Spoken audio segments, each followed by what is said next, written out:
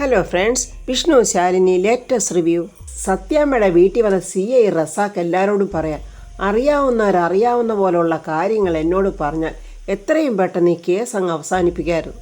അല്ലെങ്കിൽ ഇത് പ്രശ്നമാകും. ഈ വീട്ടിലല്ലാത്തവരെല്ലാം ദണ്ട് ഇങ്ങോട്ടൊന്ന് മാറി നിന്നേ. അങ്ങനെ പിള്ളയും ശാന്തയും പൊന്നിയും അങ്ങോട്ട് മാറി നിൽക്കുവാണ്. എന്തൊക്കെയാ നിങ്ങളുടെ ഇവിടുത്തെ പണി എന്ന് പിള്ളയോട് ചോദിക്കുമ്പോൾ ഞാൻ എന്ന് പിള്ള പറയുമ്പോഴേ രാഘവേട്ടൻ കയറി പറയാം, സാറേ പിള്ള ഇന്നലെ രാത്രിയോടെ ഇല്ലായിരുന്നു. എങ്കിൽ പറ, ഇന്നലെ രാത്രി താൻ എവിടെ ആയിരുന്നു? സാറേ ഞാൻ രാത്രി വീട്ടിൽ പോവും, പകൽ മാത്രമേ ഇവിടെ ഉണ്ടാകത്തുള്ളൂ. ശാന്തയും പൊന്നിയും സ്വയം പരിചയപ്പെടുത്തുന്നുണ്ട്. സത്യം പറയാ, പൊന്നി ഈ വീട്ടിൽ കാലങ്ങളായിട്ടുള്ള ജോലിക്കാരിയാണ്. ശാന്ത പിന്നെ ഇപ്പം നാണ്ട കൊച്ചിനെ നോക്കാനായിട്ട് വന്നതാണ്. ശാലിനി ഏർപ്പാടാക്കിയതാ. ശാരദാമ്മയുടെ ഹോട്ടലിൽ സഹായത്തിനായിട്ട് നിന്നിട്ടുള്ളതാ. അപ്പോൾ കുഞ്ഞ് നഷ്ടപ്പെട്ട സമയത്ത് ശാന്ത ഇവിടെ ഉണ്ടായിരുന്നല്ലേ? സാറേ കുഞ്ഞിൻ്റെ കരച്ചിൽ കേട്ടാ ഞാൻ ഉറക്കത്തിൽ നിന്ന് ഉണർന്നത്. അപ്പോൾ ഞാൻ നോക്കുമ്പോൾ കട്ടിലിൽ കുഞ്ഞില്ല. പൊന്നി പറയാം, ഞാൻ ജനലിൽ കൂടെ നോക്കിയപ്പോൾ ആരോ ഒരാൾ ഓടിപ്പോകുന്ന പോലെ കണ്ടു. അപ്പോൾ 2 ദിവസം മുമ്പ് സ്വർണം മോഷ്ടിക്കാനായിട്ട് മതിൽ ചാടി കടന്നിവിടെ വന്നവൻ സ്വർണം മോഷ്ടിക്കാനല്ല വന്നത്, ഈ കുഞ്ഞിനെ തട്ടിക്കൊണ്ട് പോകാൻ വേണ്ടി വന്നതായിരിക്കും. ആൾ ഉണർന്ന സമയത്ത് അപ്പോൾ ശ്രമം പരാജയപ്പെട്ടതുകൊണ്ട് അവൻ ഓടി രക്ഷപ്പെട്ടതായിരിക്കും.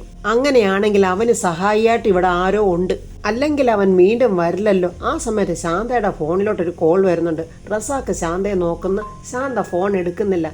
റസാഖ് പറ, ഫോൺ എടുക്ക്. അത് കുഴപ്പമില്ല സാറേ, കെട്ടിയോനെ എന്തെങ്കിലും ഇങ്ങനെ വെറുതെ വിളിച്ചോണ്ടിരിക്കും, ചിലപ്പോൾ എന്തെങ്കിലും അത്യാവശ്യമാണെങ്കിലോ ഫോൺ എടുത്ത് വിളിക്ക്. റസാഖ് പറയുമ്പോൾ അനുസരിക്കാതിരിക്കാൻ ശാന്തയ്ക്ക് പറ്റില്ലല്ലോ. അങ്ങനെ ശാന്ത രാജേന്ദ്രനെ വിളിക്കുക. എന്താടി നീ അവിടെ ചത്ത് കിടക്കുമായിരുന്നോ? അത് ഞാൻ പിന്നെ എന്നും പറഞ്ഞ റസാഖിനെ നോക്കുന്നുണ്ട്. റസാഖ് ശാന്തയെ നോക്കുന്നുണ്ട്. നിനക്ക് എന്താടി അവിടെ വല്ല സംബന്ധം കിട്ടിയോ? ഏതവൻ്റെ കൂടെ അടി നീ അവിടെ എന്നെങ്ങനെ ചോദിക്കുമ്പോൾ ശാന്ത ഇങ്ങനെ പരുങ്ങുന്ന കണ്ടുകൊണ്ട് ഫോണിങ് തന്നെ എന്നും പറഞ്ഞ് റസാഖ് ആ ഫോൺ വാങ്ങിക്കുവാണ്. രാജേന്ദ്രൻ്റെ വർത്തമാനം കേട്ടിട്ട് എന്താടാ നിനക്ക് വേണ്ടത് എന്നിങ്ങനെ ചോദിക്കുവാണ്. അത് ചോദിക്കാൻ നീ ആരാടാ? ഞാൻ എൻ്റെ ഭാര്യയെ വിളിച്ചത്. അവളുടെ ഫോണിൽ കൂടെ നീ എന്നോട് ചോദിക്കുന്നു നീ ആരാടാന്ന്. എനിക്കിനി വേണ്ട നിന്നെയാടാ, പറയടാ നീ ആരാന്ന്. അതെ റസാഖ്, എനിക്ക് ചെറിയൊരു പണിയുണ്ട്, സർക്കിൾ ഇൻസ്പെക്ടർ. അത്രയും പറഞ്ഞപ്പോൾ രാജേന്ദ്രൻ്റെ കയ്യിൽ നിന്ന് ഫോൺ അങ്ങ് താഴെ വീണു. അയ്യോ ദൈവമേ, അപ്പോൾ അവൾ പെട്ടോ?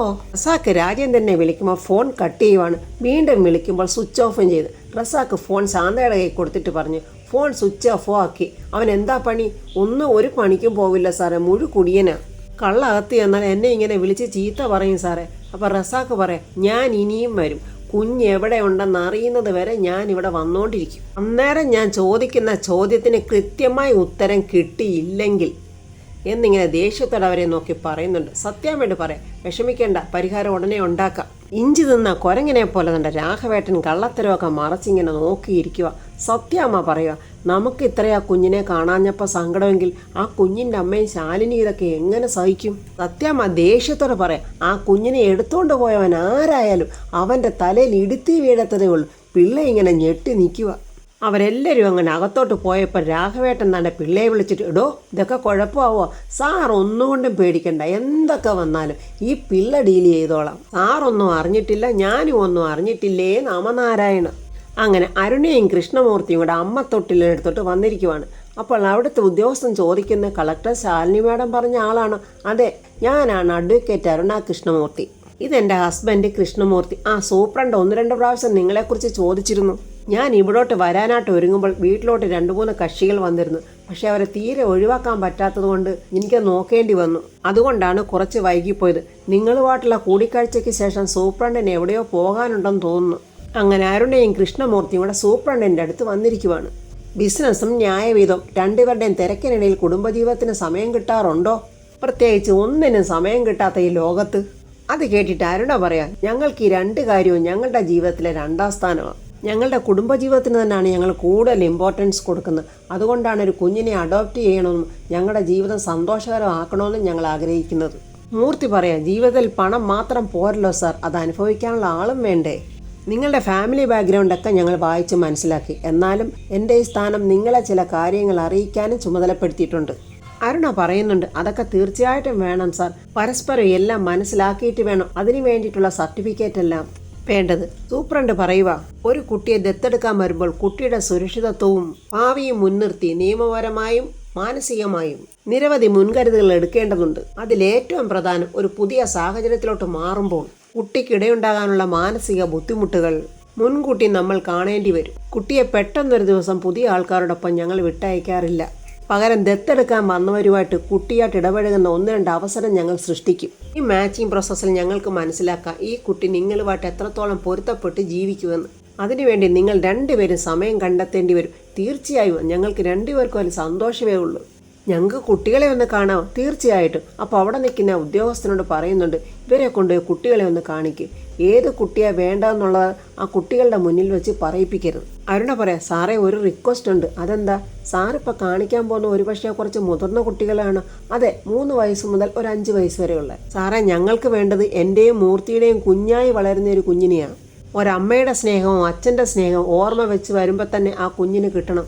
അമ്മയുടെ മുഖമായി എൻ്റെ കുഞ്ഞിന് എൻ്റെ മുഖം മാത്രമേ ഉണ്ടാകാവുള്ളൂ. അതെൻ്റെ സ്വാർത്ഥതയായിരിക്കാം, എന്നാലും എനിക്ക് അങ്ങനെ ഒരു കുഞ്ഞിനെ മതി. അപ്പോൾ ഒരു കൈക്കുഞ്ഞിനെയാണ് നിങ്ങൾ നോക്കുന്നത് അല്ലേ? അതെ സാർ, ഇവിടുന്ന് കൊണ്ടുവന്ന കുട്ടികൾക്ക് നല്ല ഒരു അച്ഛനും അമ്മയും ആയിരിക്കണമെന്നാണ് ഞങ്ങൾ നോക്കുന്നത്. അഡ്വക്കേറ്റ് അരുണയുടെ കാര്യത്തിൽ ആ ഒരു സംശയം വേണ്ട. ഏതൊരു കുട്ടിക്കും അരുണ അങ്ങനെ ഒരു അമ്മയായിരിക്കും. അതുപോലെ തന്നെ കൃഷ്ണമൂർത്തി നല്ല ഒരു അച്ഛനും. സൂപ്രണ്ട് അയാളോട് പറയുന്നുണ്ട്, ഇന്നലെ അമ്മത്തൊട്ടിൽ നിന്ന് കിട്ടിയ കുട്ടിയില്ലേ, അതിനെ ഇനി കൊണ്ടുവരും. ദൈവമേ, ശാരിയുടെ കുഞ്ഞാണെന്ന് തോന്നുന്നു. സൂപ്രണ്ട് അരുണയോട് പറയുന്നു, എൻ്റെ സ്വന്തം താല്പര്യത്തിൽ ഞാൻ ചില വിട്ടുവീഴ്ചകളൊക്കെ ചെയ്തു തരാം. നിങ്ങൾ ആ കുട്ടിയെ ഒന്ന് കണ്ടു നോക്ക്. അങ്ങനെ അരുണയും കൃഷ്ണമൂർത്തിയും ആ കുഞ്ഞിനെ കാണാനുള്ള ആകാംക്ഷയോട് ഇങ്ങനെ നോക്കി നിൽക്കുവാണ്. രാഘവേട്ടൻ വരാന്തേ വന്നിരുന്നോണ്ട് പറഞ്ഞു, ഈ പിള്ളയോടെ പോയി അയാളെ കണ്ടില്ലല്ലോ, നീ വല്ല കുഴപ്പമാവുമോ? പൊന്നി ചായയും കൊണ്ട് വന്നിട്ട് ചോദിക്കുന്നു, അല്ല സാർ ഇവിടെ വന്നിരിക്കുവാണ്, ഞാൻ എവിടെയൊക്കെ നോക്കി. എന്നാ സാറേ ചായ? അതിന് ഞാൻ നിന്നോട് ചായ ചോദിച്ചായിരുന്നല്ലോ സാറേ, സാർ എന്താ മറന്നുപോയോ?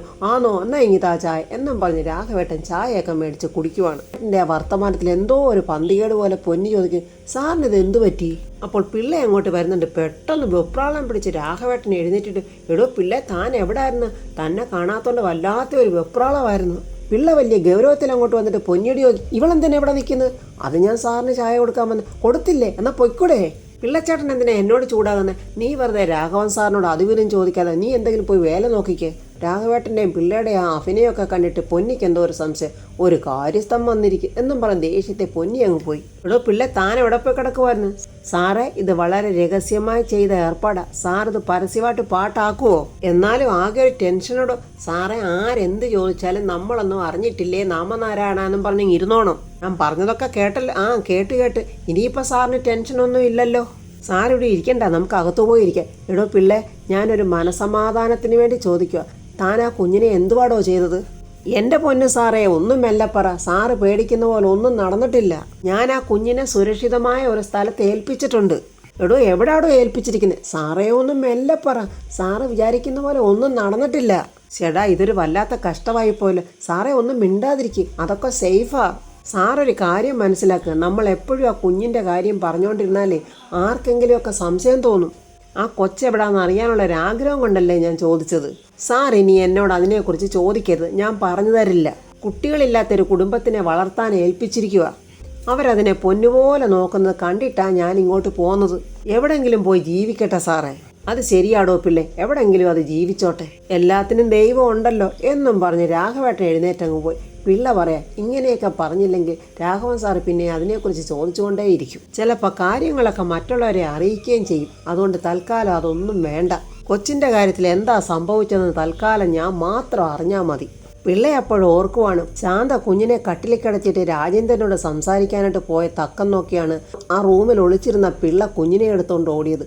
അങ്ങനെ കുഞ്ഞിനെ മോഷ്ടിച്ചുകൊണ്ട് വന്ന് പിള്ള ആരും കാണാതെ ആ അമ്മത്തൊട്ടിൽ കുഞ്ഞിനെ ഇടുകയും ചെയ്തു. പിള്ള അതൊക്കെ അങ്ങനെ ഓർത്തുകൊണ്ട് നിൽക്കുക. അരുണയും മൂർത്തിയാണേ കുഞ്ഞിനെ ഇപ്പം കൊണ്ടുവരുമെന്നുള്ള സന്തോഷത്തിലിരിക്കുക. അങ്ങനെ ശാരികയുടെ പൊന്നോമനെയാണ് അവർ കൊണ്ടുവന്ന്. അത് കണ്ടതൊന്നാണ്ട് അരുണയുടെ ഒരു സന്തോഷം, ഒരു മാതൃസ്നേഹത്തോടെ അരുണ പെട്ടെന്ന് ആ കുഞ്ഞിനെ അങ്ങ് കോരിയെടുക്കുവാണ്. അരുണയുടെ കയ്യിലിരുന്ന കുഞ്ഞും സന്തോഷത്തോടെ മൂർത്തിയെ നോക്കുന്നുണ്ട്. അവർ രണ്ടുപേരും അങ്ങനെ വളരെ സന്തോഷത്തോടെ നിൽക്കുവാണ്. ഈ സമയം ശാരിക ഓപ്പറേഷൻ തിയേറ്ററിലാണ്. ശാലിനിയും ശിവനും ഇങ്ങനെ വാതുക്കെ കാത്തു നിൽക്കുവാണ്. ഓപ്പറേഷൻ കഴിഞ്ഞ് വരുമ്പോൾ ശാരികയോട് എന്ത് പറയും? കുഞ്ഞിനെ കാണണമെന്ന് പറയുമ്പോൾ ആകെ സങ്കടത്തിലിരിക്കുവാണ് ശാലിനി. ശാലിനിയെ തന്നെ നോക്കി നിൽക്കുവാണ് ശിവൻ ചോദിക്കുക, ശാലിനി വെള്ളം വല്ലതും കുടിക്കണോ? കുറേ നേരം കൊണ്ടുള്ള ഇരിപ്പാണല്ലോ ഇത്. അപ്പോൾ ഓപ്പറേഷൻ തിയേറ്ററിൽ നിന്ന് ഡോക്ടർ വരുന്നുണ്ട്. അയ്യോ പ്രിയെ, എങ്ങനെയുണ്ട് എന്നിങ്ങനെ ശാലിനി ചോദിക്കുമ്പോൾ ഓപ്പറേഷൻ സക്സസ്സാണ്, പക്ഷേ പ്രഷറിൻ്റെ വേരിയേഷനുണ്ട്. ഇന്ന് ICUയിൽ കിടക്കട്ടെ. മറ്റെന്തെങ്കിലും പ്രോബ്ലം ഉണ്ടോ? ഇല്ല, ഒരു പ്രോബ്ലവും ഇല്ല. എനിക്കൊന്ന് കാണാൻ പറ്റുമോ? നാളെ കാണാമല്ലോ. അത് മാത്രമല്ല, ശാലിനിക്ക് നല്ല തിരക്കുള്ള ആളല്ലേ. ആ സ്ഥിതിക്ക് ഇനി ഇവിടെ നിൽക്കേണ്ട കാര്യമില്ല. ചേച്ചിയുടെ കാര്യം ഓർത്ത് ശാലിനി ടെൻഷൻ അടിക്കേണ്ട. അതൊക്കെ ഞങ്ങൾ ഉത്തരവാദിത്വത്തോടു കൂടി ചെയ്തോളാം. ആ സമയത്ത് റസാക്കിൻ്റെ ഫോൺ ശാലിനിക്ക് വരുന്നു. മേഡം, ഒരു സ്ത്രീയെയും കുട്ടിയെയും കിട്ടിയിട്ടുണ്ട്. ആ സ്ത്രീയുടെ ലക്ഷണം കണ്ടിട്ട് കുട്ടിയെ മോഷ്ടിച്ചതാണെന്ന് തോന്നുന്നു. അയ്യോ ആണോ? എങ്കിൽ അത് ഞങ്ങളുടെ കുഞ്ഞു തന്നെ ആയിരിക്കും. അങ്ങനെയാണെങ്കിൽ മേഡത്തിന് സ്റ്റേഷൻ വരെ ഒന്ന് വരാൻ പറ്റുമോ? വന്ന് കണ്ട് വെരിഫൈ ചെയ്താൽ സംഗതി എളുപ്പമാൻ. അതിനെന്താ റസാക്ക, ഞാൻ ഇപ്പം തന്നെ അങ്ങോട്ട് വരാം. ശിവ, സ്റ്റേഷനിലെ ഒരു സ്ത്രീയെ ഒരു കുട്ടിയെ റസാക്ക് പിടിച്ചു വെച്ചിട്ടുണ്ട്. ലക്ഷണം കണ്ടിട്ട് നമ്മുടെ കുഞ്ഞാകാനാണ് സാധ്യത.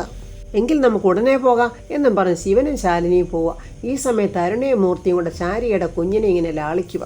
അവിടുത്തെ സ്റ്റാഫ് അങ്ങോട്ട് വരുമ്പോൾ അരുണ ചോദിക്കുക, ഈ സുന്ദരിക്ക് പേരിട്ടോ? നിങ്ങൾക്ക് സുന്ദരിയെ ഇഷ്ടപ്പെട്ടെങ്കിൽ പേരൊക്കെ ഉണ്ട്, നിങ്ങളുടെ കാര്യമാണ്. എന്താ മൂർത്തിനെ ഇങ്ങനെ അരുണ ചോദിക്കുമ്പോൾ മൂർത്തി പറയാം, തൻ്റെ സന്തോഷമല്ലേ എൻ്റെ സന്തോഷം എന്ന് ഞാനങ്ങനെ പറയുമെന്ന് താൻ കരുതണ്ട. കുഞ്ഞിന് മുത്തം കൊടുത്തുകൊണ്ട് മൂർത്തി പറയാം, ഇതിപ്പോൾ എൻ്റെ സന്തോഷം കൂടിയാണ്. എനിക്ക് അത്രയ്ക്ക് ഇഷ്ടമായി നമ്മുടെ ജീവിതത്തിലോട്ട് വന്ന ഈ പുതിയ അതിഥിയെ. എന്നാൽ പിന്നെ നിങ്ങൾക്ക് എഗ്രിമെൻ്റ് പേപ്പറിലൊക്കെ ഒപ്പിടാമല്ലോ. ആ, ഞങ്ങൾ ഒപ്പിട്ടോളാം. അരുണ മൂർത്തിയോട് പറയാം, നമുക്ക് ഈ കുഞ്ഞിനെ ഒരു രാജകുമാരിയെ പോലെ വളർത്തണം മൂർത്തി. അപ്പോൾ നമ്മുടെ മോളെ രാജകുമാരിയാകുമ്പോൾ നമ്മളാരാടോ? നമ്മൾ രാജാവും രാജ്ഞിയുമാണ്. പിന്നെ ചെങ്കോലും കിരീടവും ഒക്കെ പണയം വെച്ച് എന്നെ ആരാടോ രാജാവെന്ന് വിളിക്കുന്നത്? തിരിച്ചു പിടിക്കാനാണെങ്കിൽ ആവനാഴിയിൽ ആയുധങ്ങളുമില്ല. സങ്കടപ്പെടാതെ മൂർത്തി, സുബ്രഹ്മണ്യ തിരുമുൽപ്പാട് പറഞ്ഞത് ഓർമ്മയുണ്ടോ? നമ്മുടെ വീട്ടിലോട്ട് ഒരു പുതു വെളിച്ചം വരുമെന്ന്.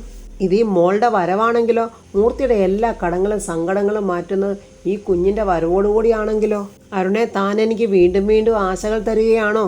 സ്വപ്നങ്ങൾ കാണാനുള്ള മനസ്സൊന്നും ഇപ്പോൾ എനിക്കില്ലടോ. മൊത്തം ഇരുട്ടിൽ തപ്പിത്തടയുന്ന പാവം ഒരു ബിസിനസ്സുകാരൻ. ദാണ്ടമൂർത്തി, അച്ഛൻ്റെ പഞ്ഞം പറച്ചിലൊക്കെ ദാണ്ട മോള് ശ്രദ്ധിക്കുന്നുണ്ട്. ഇത്രയും ദാരിദ്ര്യം പിടിച്ച വീട്ടോട്ടാണോ എന്നെ കൊണ്ടുപോകുന്നതെന്നൊക്കെ മോള് വിചാരിക്കുന്നുണ്ടാവും. എൻ്റെ ഈ സങ്കടവും ബിസിനസ് തകർച്ചയും ഒന്നും ഈ കുഞ്ഞിനെ ബാധിക്കില്ലടോ. ഒന്നുകിൽ എല്ലാം പൂട്ടിക്കെട്ടി ഞാൻ അവസാനിപ്പിക്കും, എന്നിട്ട് ഒന്നേന്ന് തുടങ്ങും. തോറ്റു കൊടുക്കാൻ മൂർത്തിയെ കിട്ടില്ലടും. അങ്ങനെ വേണം ആണുങ്ങളായാൽ. എൻ്റെ മോളെ, നീ കണ്ടില്ലേ മോളുടെ അച്ഛൻ അഭിമാനം ഉണർന്ന് എഴുന്നേൽക്കുന്നത്? എടോ അരുണെ, താനെന്താ പറഞ്ഞേ? മോളുടെ അച്ഛൻ? എടോ അത് ഒരിക്കൽ കൂടി ഒന്ന് പറഞ്ഞേ. വേണ്ട മോളെ, ദാ നിൽക്കുന്നു മോളുടെ അച്ഛൻ. അങ്ങനെ അവർ രണ്ടുപേരും ആ കുഞ്ഞിനെയും വെച്ച് വളരെ സന്തോഷത്തോടെ സ്വപ്നങ്ങൾ നെയ്യുവാണ്. അപ്പോൾ ഫ്രണ്ട്സ്, ശാരികയുടെ കുഞ്ഞ് എത്തേണ്ട നല്ല കൈകളിൽ തന്നെയാണ് എത്തിയിരിക്കുന്നത്.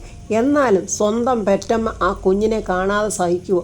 ഒരമ്മയും തൻ്റെ കുഞ്ഞിനെ മറ്റുള്ളവർക്ക് വളർത്താൻ കൊടുക്കില്ല. അഥവാ കൊടുക്കുന്നെങ്കിൽ അത് അവരുടെ സാഹചര്യവും അതിനെ വളർത്താനില്ലാത്ത നിവൃത്തികേട് കൊണ്ടുമായിരിക്കും. പക്ഷേ ശാരിക അങ്ങനെ ചെയ്യുമോ? ശാലിനി അങ്ങനെ ചെയ്യുമോ? ആ കുഞ്ഞിനെ എങ്ങനെ ഇനി ശാലിനി കണ്ടെത്തും? അതോ ഇനി എന്നേക്കുമായി ആ കുഞ്ഞ് അരുണയുടെയും മൂർത്തിയുടെയും മകളായിട്ട് തന്നെ വളരുമോ? അതോ ഇനി തിരുമുൽപ്പാട് പറഞ്ഞതുപോലെ അരുണയുടെയും കൃഷ്ണമൂർത്തിയുടെയും ജീവിതത്തിൽ ഒരു പുതുവെളിച്ചമായിട്ട് ശാരികയുടെ മകൾ വന്നതാണോ എന്നൊക്കെ അറിയാനായി നമുക്ക് നാളത്തെ റിവ്യൂ കാണാം. എൻ്റെ ഈ റിവ്യൂ ഇഷ്ടപ്പെട്ടാൽ ലൈക്കും കമൻസും, സബ്സ്ക്രൈബ് ചെയ്യാത്തവർ സബ്സ്ക്രൈബ് ചെയ്യണേ.